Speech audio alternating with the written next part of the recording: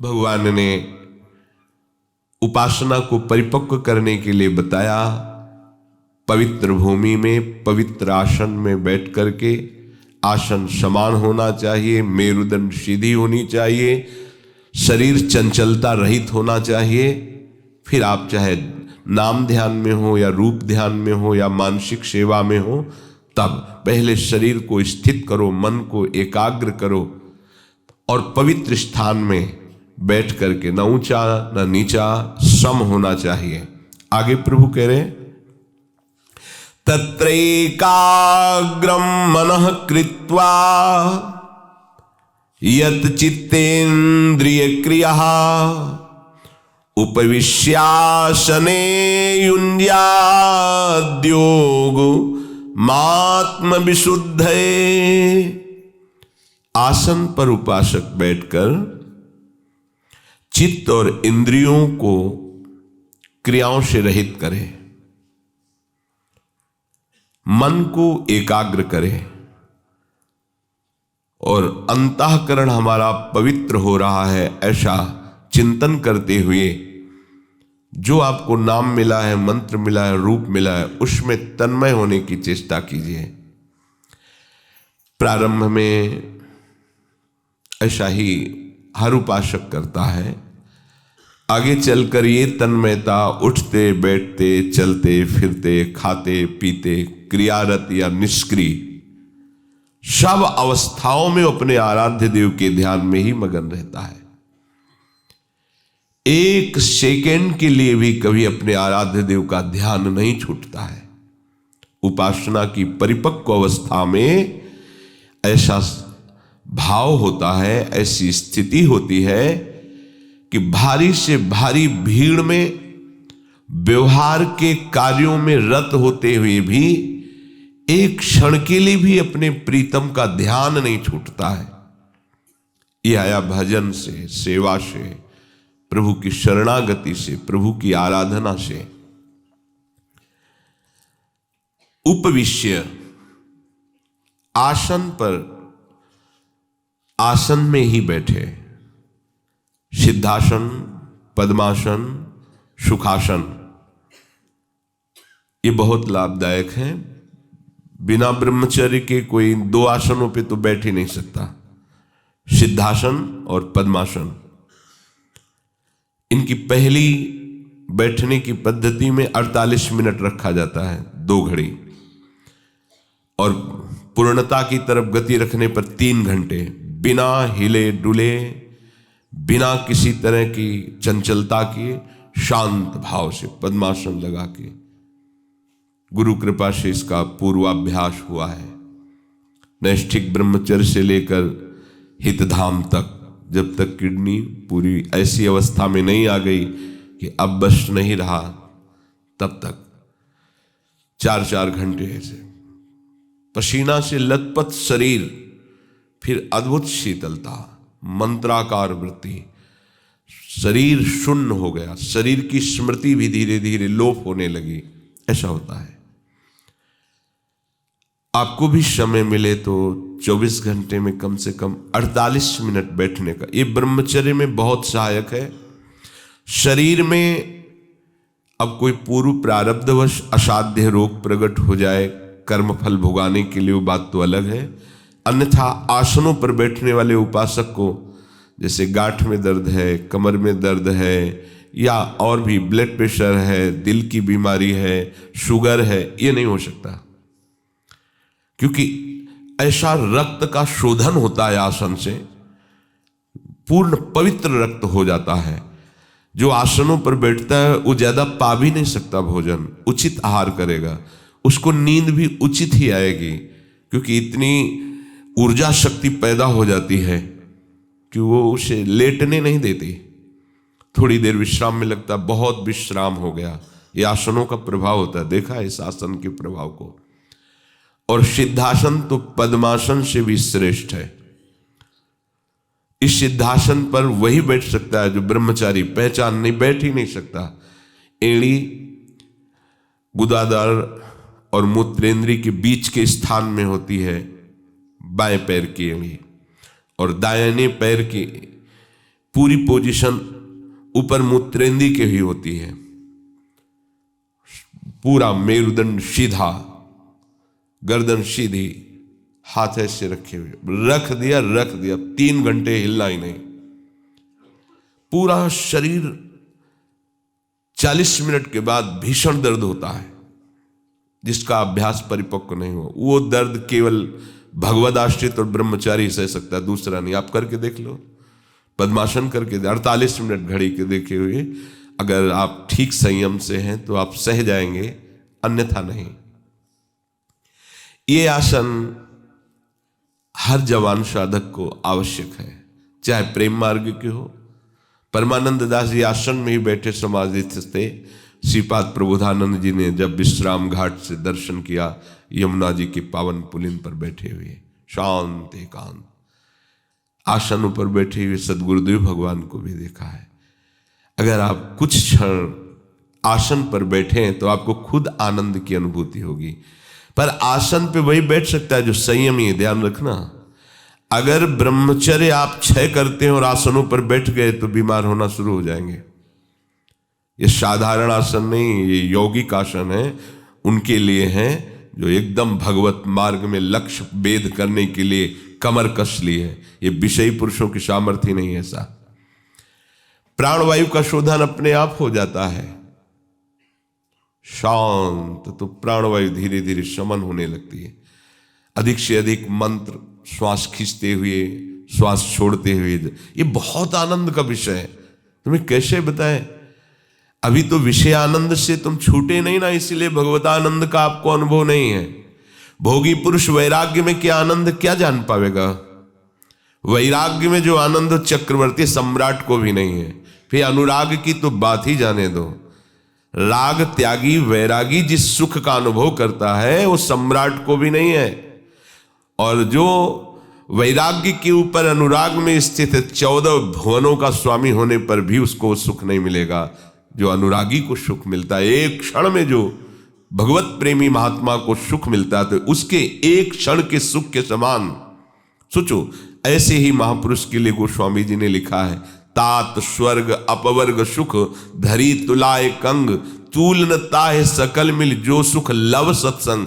Love मात्र के समय में यदि ऐसे भगवत प्रेमी महात्मा का संग मिल जाए तो उसके सामने स्वर्ग और मोक्ष क्या, फिर उस महात्मा को कितना सुख होगा अभी आप अनुमान भी नहीं लगा सकते, क्योंकि विषयानंद ही आपका लक्ष्य है। जिस समय भगवदानंद होगा तो उसकी पहचान है, ब्रह्मादिक के भोग शब विषम लागत ताही, नारायण ब्रज चंद की लगन लगी है जाई। जिसको भगवत प्राप्ति की लगन लग जाती है तो ब्रह्मादि के भोग भी उसे विषवत लगने लगते हैं। अगर आप ऐसा नहीं बैठ पाते तो एक सुखासन है, पलथी मार के जिसे कहते हैं, ये तो सब कोई बैठ सकता है। पर सावधानी भगवान इसमें कह रहे हैं कि आसन में बैठने पर हिलना डुलना चेष्टाएं करना ये फिर नहीं होना। एकाग्रता के लिए इसकी आवश्यकता है। मान लो कहीं खुजली हो रही तो चुपचाप शांत रहो, वहां से मन हटाओ। ये त्वगेंद्री का विषय है। त्वगेंद्री का विषय है, आपको घसीटेगा, यहां खुजला रहा है, यहां खुजला रहा है, शांत एकदम बैठो। वो खुजलाहट हो रही बस शांत, हिलना नहीं, शांत। इससे आपका मन शासन में आ जाएगा, इससे इंद्रियां आपके शासन में आ जाएंगी। अभी आप इंद्रिय और मन के शासन में हैं। आसन में बैठे, सुखासन में यदि जीवन संयम में नहीं रहा तो ये जो कफ वात पित्त है, यही तीनों शरीर के प्रधान क्षेत्र हैं। आयुर्वेद में इन्हीं तीनों का उपचार, बड़े बड़े रोग इसी से होते हैं। और कफ वात पित्त तीनों का संयमन हो जाता है आसन में बैठने वाले का। ये बता रहे तीनों काल गंगा जी का स्नान होता था, प्रातः और फिर 9 बजे और फिर शाम के 4 बजे, और जटाओं सहित होता था। कभी स्वेटर नहीं, कभी कंबल नहीं, लेकिन कभी जुकाम नहीं हुआ, कभी बुखार नहीं आया मुझे 10वें वर्ष। भोजन की भी पता नहीं मिलेगा कि नहीं, ऐसा चाय आदि तो पूछो ही मत ही कि भाई बाल भोग हो रहा है, शयन भोग हो रहा है, नहीं। कभी 2-2 दिन बाद कभी कुछ मिल गया, ऐसा कभी ऐसा नहीं महसूस कि कमजोर हो रहा हूं, कभी ऐसा नहीं लगा कि मैं थकित हो रहा हूं। उत्साह उसका कारण आसनों पे बैठना, निरंतर मंत्राकार वृत्ति करना। तो ये सब कुछ समझ में ही नहीं आता था कि ये कोई कमजोरी, प्राण पुष्ट होते हैं, बलवान होते हैं, भागवती की ऊर्जा शक्ति बढ़ती है। साधु दबी हुई आग होता है, जैसे ऊपर से राख से ढकी हुई आग हो, उसे खिलवाड़ मत समझो। अगर ऊपर की राख हट जाए तो भस्म कर दे। तो इसीलिए तो जब गृहस्थ जन, सांसारिक जन उनके समीप जाते हैं तो उनके पाप भस्म होते हैं। उनके दर्शन से, उनके संभाषण से, उनकी आज्ञा के पालन करने की वृत्ति यदि आ जाए तो भगवत प्राप्ति कोई बड़ी बात नहीं है, क्योंकि उनके सानिध्य से तुम्हारे कर्म तुम्हें बाधा नहीं पहुंचा पाएंगे। वो स्वयं ऐसा स्वयं प्रकाश जागृत हो जाता है कि उस प्रकाश में तुम्हारे अशुभ कर्म भस्म हो जाते हैं। दरस परस अघनाश, बास निज संग करो दिन। जहां हमारे हृदय में भगवत प्राप्ति की लालसा जागृत हो तो जान लेना किसी भगवत प्रेमी महात्मा का वचन आकर के आपके हृदय के अशुभों का नाश कर दिया है। तभी ये बात आती है मुझे भगवत प्राप्ति करनी है। निश्चित समझो, आसन में कुछ समय बैठने का तो सबको अभ्यास करना चाहिए, इससे बहुत जल्दी निरोग हो गए। असाध्य रोग आना, असाध्य रोग से ग्रसित होना ये अलग बात है। ऋतु परिवर्तन से रोग आना कभी कभी ठीक, ऐसा हो सकता है, लेकिन परेशान होना, दुखी होना, दिनचर्या छूट जाना, भजन ना होना, ये लक्षण है शरीर पोषी के। जो शरीर रागी है, केवल शरीर सुख के लिए, चाहे वो वैराग्य में चाहे गृहस्थ, केवल शरीर सुख के लिए जी रहा है। नहीं, ऐसा कभी नहीं होता। तुम्हें कैसे बताए? 102 में परिक्रमा भी की है, परिक्रमा नहीं रुकी। जब चेक किया करके लौट करके मुरारी ने की क्या, तो 102 बुखार, कोई नहीं, इससे क्या फर्क पड़ता है। रोज कष्ट में ही है, जुखाम ये वो सब। अपनी दिनचर्या ठीक 1:30 बजे उठना, इसके साथ व्यवहार प्रेम का नहीं करना, प्रियालाल के साथ प्रेम का व्यवहार करना है। ठीक दिन, ये जड़ वस्तु है शरीर, इससे वैसे ही व्यवहार करना है जिससे हमारा काम बन जाए। अगर इससे प्रेम करोगे तो दुर्गति करवा देगा। ये जो ढांचा है, इससे राग करोगे दुर्गति हो जाएगी। इससे ठीक वैराग्य पूर्वक व्यवहार करो। उचित भोजन, उचित वस्त्र, उचित व्यवहार और दिनचर्या कड़ाई से इससे करवाओ, इससे करवाओ। हम नहीं उठ पाएंगे 4 बजे, तो अब आपने सब बिगाड़ दिया, परमार्थ का सिद्धांत ही बिगाड़ दिया। हम नहीं उठ पाएंगे मतलब आप शरीर को बोल रहे हो मैं लेकर के, अब क्या परमार्थ के पथिक हो? शरीर को 4 बजे उठाना है, हाँ उठाना है।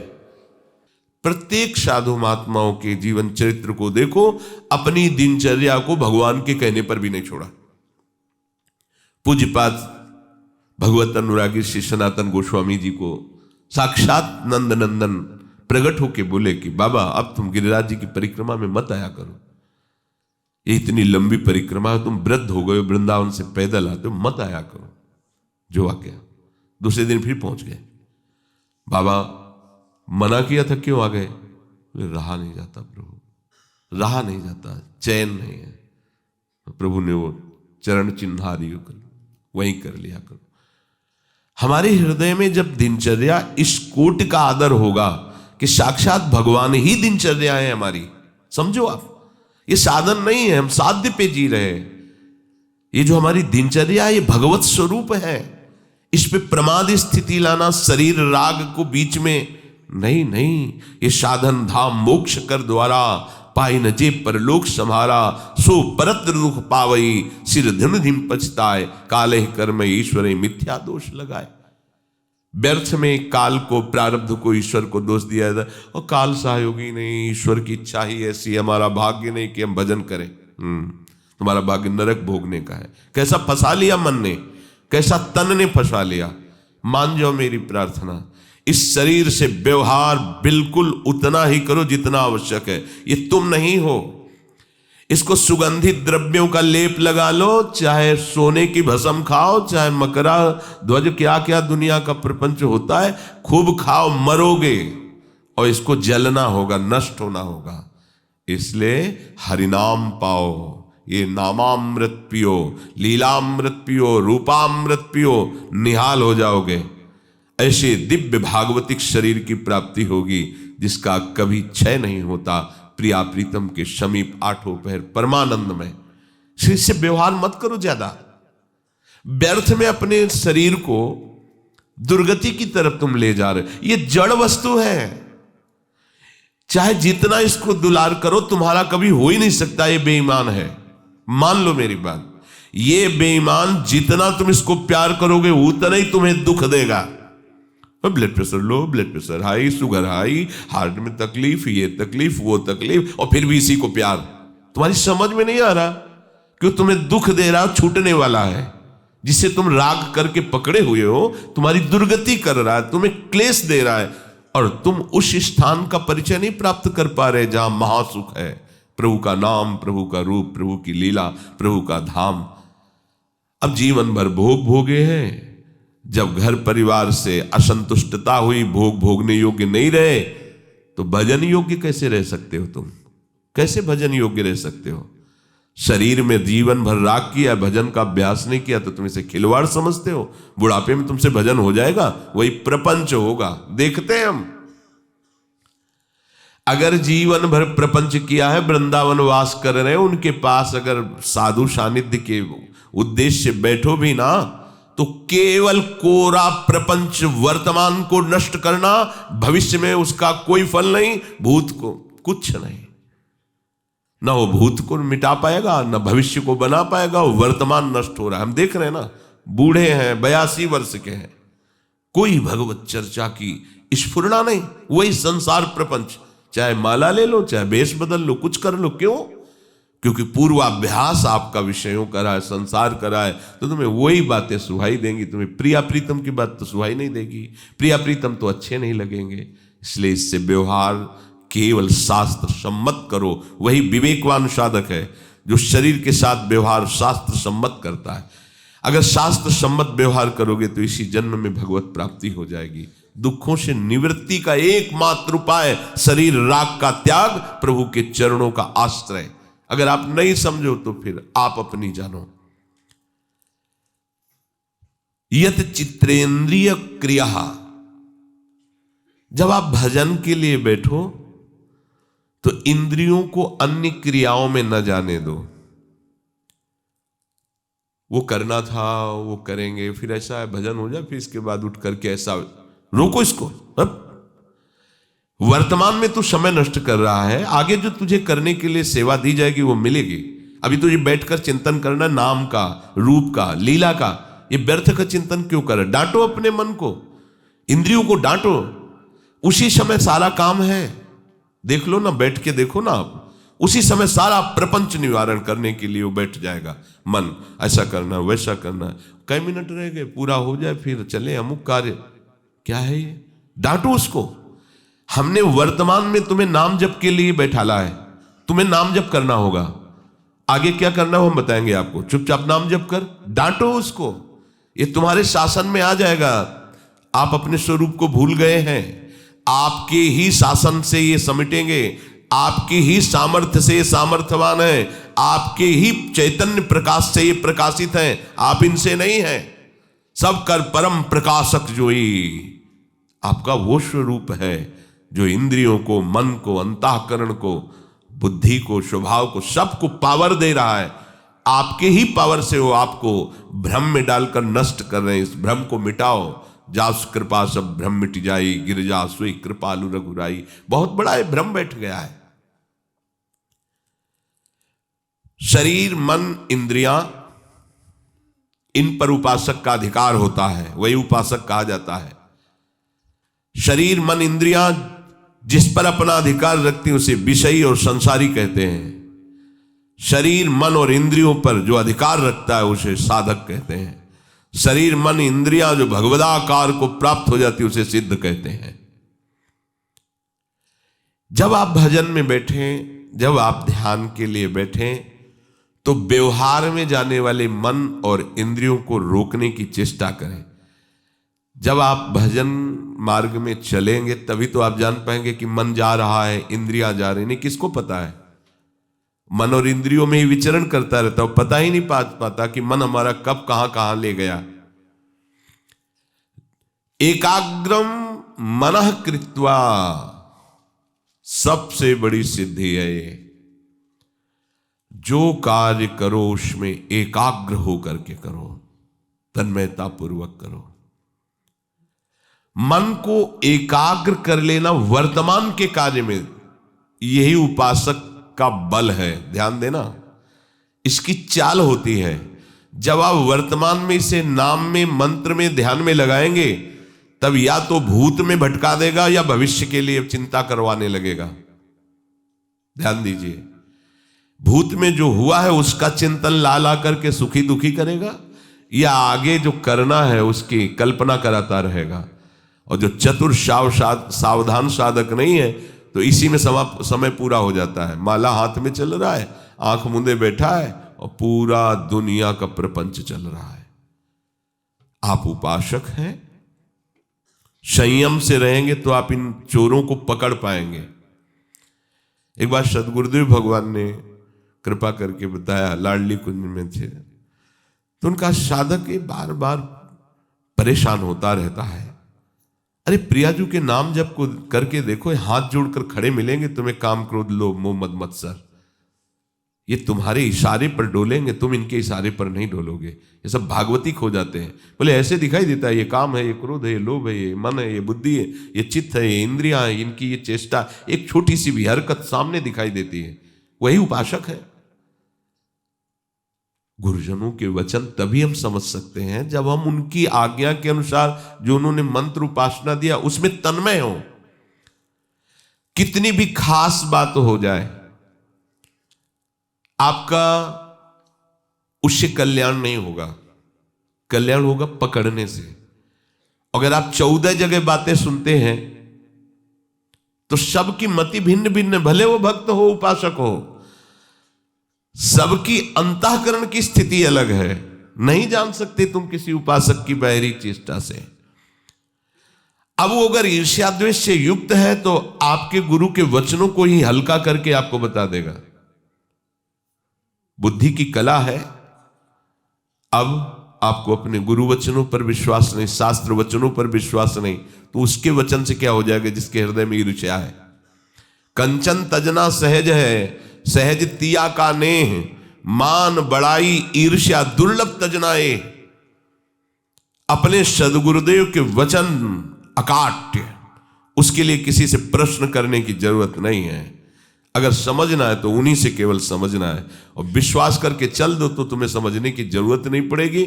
आगे सब समझ अपने आप प्रकाशित हो जाएगी। बड़ा दुर्भाग्य है जो इधर उधर भटकना, इधर उधर प्रश्न करना, इधर उधर खोज करना, बड़ा दुर्भाग्य है। वो धन्य है जिन्होंने भगवान की जो वचन एकाग्रम मनः कृत्वा, अपने गुरुदेव की आज्ञा और उपासना पर तन्मय हो गए। कल जो चर्चा हुई थी उसमें था अपने गुरुदेव और अपने आराध्य देव के समान किसी को भी नहीं विराजमान करना। उनकी आज्ञा ब्रह्म वाक्य है, मोक्ष मूलम गुरु कृपा। उनकी कृपा ही हमें मोक्ष पदवी में स्थित करेगी। उनका हर वाक्य हमारे लिए मंत्र है। मंत्र मूलम गुरु वाक्यम।